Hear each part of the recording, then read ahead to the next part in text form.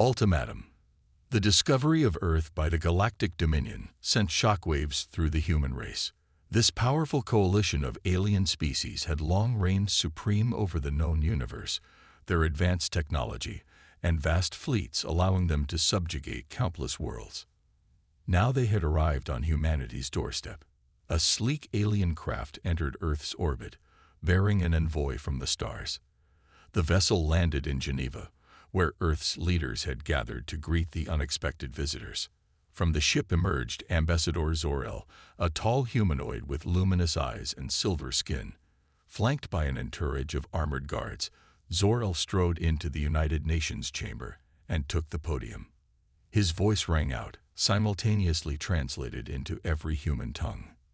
"People of Earth," Zor-El began, "I come bearing an opportunity and a warning. The Galactic Dominion offers you a place in our grand alliance. Join us and gain the wonders of our science, the protection of our fleets, a chance to find your purpose among the stars. And if we refuse?" asked the Secretary General, a stern woman with piercing eyes. Zor-El's expression hardened. "Then you choose destruction. The Dominion brooks no rivals. Join us or be swept aside. You have one rotation of your planet to decide." With that, the ambassador departed, leaving a stunned silence in his wake. Earth's leaders erupted into frenzied debate. Some wanted to capitulate, to join the Dominion and avoid bloodshed. Others rebelled at the thought of submitting to alien rule. In the end, one voice rose above the din. President Nayla Adisa of the African Union took the podium, her face lined with determination. "We will not surrender our freedom," she declared. "Humanity will fight. We go to war." A cheer rose from the assembled leaders. Earth was united. The human spirit would not be broken by threats from above. As one people, they would resist the Dominion, come what may. In hidden bunkers and secret labs across the planet, humanity's greatest minds worked against the clock. They pored over stolen fragments of alien technology, trying to decipher the secrets of the Dominion's power. Engineers assembled prototypes of new weapons and defenses, the whole human race prepared for the conflict to come. In homes and shelters, parents hugged their children close, whispering words of comfort. In the streets, grim-faced men and women took up arms, ready to fight for their world. And in the heavens above, the alien fleet assembled, poised to unleash hell. The deadline passed. Humanity held its breath. The war for Earth was about to begin. Defiance. The first blow came without warning. Brilliant beams of energy lanced down from the alien fleet, slamming into Earth's major cities. Buildings crumbled, fires raged, and millions perished in an instant. The Dominion had made good on its ultimatum. But humanity would not go quietly. As the ashes settled, the resistance stirred to life. The United Earth Defense Force, UEDF, a global military alliance hastily assembled in the countdown to invasion, struck back at the alien foe. Fighter squadrons, armed with reverse-engineered Dominion tech, screamed into the skies to meet the enemy head-on. On the ground, soldiers and civilian militias alike manned powerful new energy cannons, sending searing bolts of destruction into the heavens. The Dominion forces were taken aback by the ferocity of the human response. These primitives, whom they had expected to crush like insects, were fighting back with shocking efficiency. Human tactics were unconventional, even suicidal at times. Small attack craft rammed larger alien ships, detonating miniature antimatter bombs in their holds. In hidden labs, human scientists worked feverishly to unravel the secrets of Dominion technology. Breakthroughs came rapidly, born of desperation and brilliance. Dr. Asha Patel, a young physicist, made a critical discovery, a way to disrupt the alien shields using a resonant gravitational wave. The device she created, the Patel emitter, was quickly dispatched to the front lines. Meanwhile, President Adisa worked to rally her people. Her face became a symbol of human defiance, broadcast across the planet. "We fight not just for ourselves," she said in one iconic speech. but for the freedom of all sapient beings. We fight to show the galaxy that no race should suffer beneath the boot of another. The Dominion was not used to such resistance. As human forces held their ground and even began to push back, the alien commanders grew increasingly frustrated. They had expected to conquer Earth in a matter of days. Now, weeks into the invasion, victory seemed far less certain. On the ground, ordinary humans found extraordinary courage. In Beijing, a group of university students formed a guerrilla band, striking Dominion supply lines and vanishing into the sprawling city. In the Amazon, indigenous tribes used their knowledge of the rainforest to ambush alien patrols. And in the skies above the Mediterranean, a UEDF pilot named Marco Adani became an ace, downing over a dozen enemy craft before being shot down and captured. The war seesawed back and forth, neither side able to gain a clear advantage. But with every passing day, every small victory, humanity's resolve only grew. They had looked into the abyss and refused to blink. They would fight on, no matter the cost, no matter the odds. Earth would not submit. Humanity would prevail. First strike. As the war ground on, the Dominion's frustration turned to outright anger. The Emperor himself, Zalathor the Unyielding, took a personal interest in the conflict. From his throne on the distant world of Caraxes Prime, he raged at the incompetence of his generals. "You were to bring me this world as a jewel for my crown," he snarled. "Instead, you have mired us in a fight against savages. End this, or I will find someone who can." Stung by their master's rebuke, the Dominion commanders planned a decisive strike. They would assault the UEDF's main base in the Sahara Desert, the heart of the human resistance. A victory there would break humanity's spirit and open the way for total conquest. The attack began with an orbital bombardment, alien energy weapons pummeling the desert sands into glass. Dominion troops followed, pouring from dropships in their thousands, their chrome armor glinting under the harsh sun. But the humans were ready. As the alien soldiers advanced, the ground erupted beneath their feet. Hidden mines, laid by UEDF engineers, tore through the Dominion ranks. Snipers picked off officers with high-powered Gauss rifles, and from hidden bunkers, paddle emitters sent out their disruptive waves, turning the aliens' own shielding against them. The battle raged for hours, the desert sand stained purple with alien blood. But slowly, inexorably, the tide began to turn. The Dominion forces, for all their advanced weaponry, were no match for human tenacity and ingenuity. In orbit, a daring strike by a squadron of UEDF fighters managed to cripple the Dominion flagship. The massive vessel, its shields collapsed by a well-placed paddle emitter, crashed into the desert in a ball of flame. As word of the flagship's destruction spread, the Dominion forces fell into disarray. Some surrendered, while others fled back to their ships.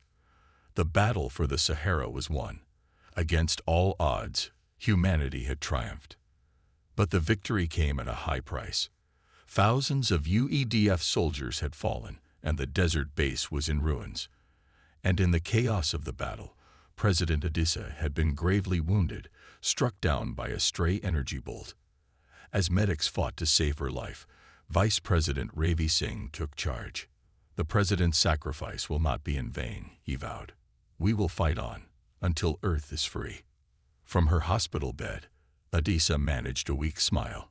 "Tell our people," she whispered, "that as long as one human draws breath, we will never stop fighting." The news of the victory in the Sahara electrified the human resistance. In occupied cities across the globe, people took to the streets, waving the blue and green flag of United Earth. Dominion garrisons found themselves under siege, harried by emboldened human fighters. But the war was far from over. The Dominion, enraged by the defeat, was already gathering its strength for a counterattack. Vast fleets of warships, drawn from the far reaches of the Empire, set course for Earth, their holds filled with soldiers thirsting for vengeance. Humanity had won a battle, but the struggle for survival was just beginning. In the face of annihilation, they would need more than courage and clever tactics.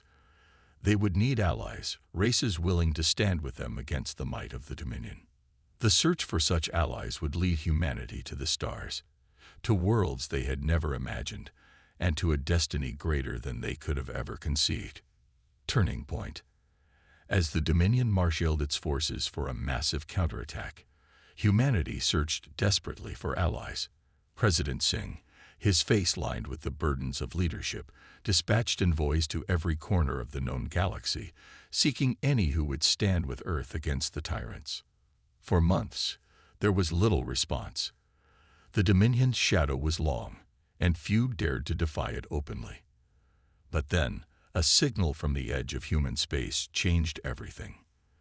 The transmission came from a small battered ship, piloted by a strange creature with blue skin and 4 arms. It identified itself as Califar, a rebel from a race called the Naxians who had long chafed under Dominion rule. "We have heard of your fight," Califar said, its voice crackling over the subspace link. "And we too dream of freedom. Let us stand together, human and Naxian, against our common foe." President Singh, seeing a glimmer of hope, immediately agreed. Califar and its ship were brought to Earth, where UEDF scientists worked around the clock to repair and upgrade the alien vessel. Califar proved to be a font of valuable intelligence. It revealed the location of the secret Dominion shipyard, where a new fleet of warships was under construction. If those ships were completed, they would spell doom for Earth. A plan was quickly formed. A joint human-Naxian strike force would assault the shipyard, destroying it before the ships could be launched.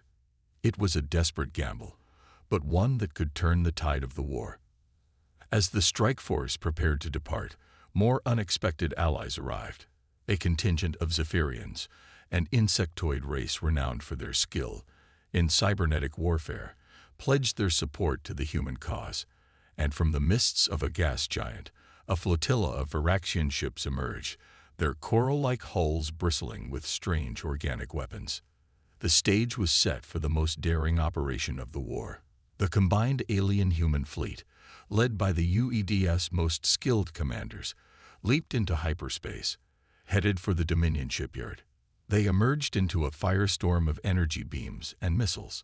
The shipyard was heavily defended, ringed by battle stations, and patrolled by scores of warships. But the Allies had the element of surprise. Zephyrian cyber warfare teams wormed their way into the shipyard's computer systems, sowing chaos and disabling critical systems. Viraxian bioships latched onto Dominion hulls, corroding them with acid and sending hordes of warriors to overwhelm the crews. And the human ships, armed with the latest paddle emitters and piloted with desperate skill, tore into the heart of the enemy fleet. Explosions lit the void as ship after ship was reduced to molten slag. In the end, the shipyard fell, its half-built vessels consumed in a series of cataclysmic detonations. The Allied fleet limped away, battered but triumphant. They had struck a blow that would be felt across the Dominion. On Earth, news of the victory was greeted with jubilation. The streets of free cities erupted in celebration, as humans and aliens alike danced and wept with relief. President Singh addressed the world, his voice thick with emotion. "Today, we have shown the galaxy that the Dominion is not invincible," he said. "Today, we have proven that when free people stand together, no tyranny can prevail. The road ahead is long, but we walk it united, not just as one race, but as one galactic community." As the president spoke, the Dominion Emperor seethed on his throne, his fists clenched in rage. He had underestimated these upstart humans and their alien friends. He had thought them weak, easily crushed. He would not make that mistake again. If the Dominion was to survive, these rebels would have to be destroyed, utterly and without mercy. The Emperor began to plan his final, terrible assault. The endgame of the war was approaching, and it would be a reckoning that would shake the very stars. New era. The Dominion's final assault on Earth was an apocalypse, a cataclysm that darkened the skies and set the very ground ablaze.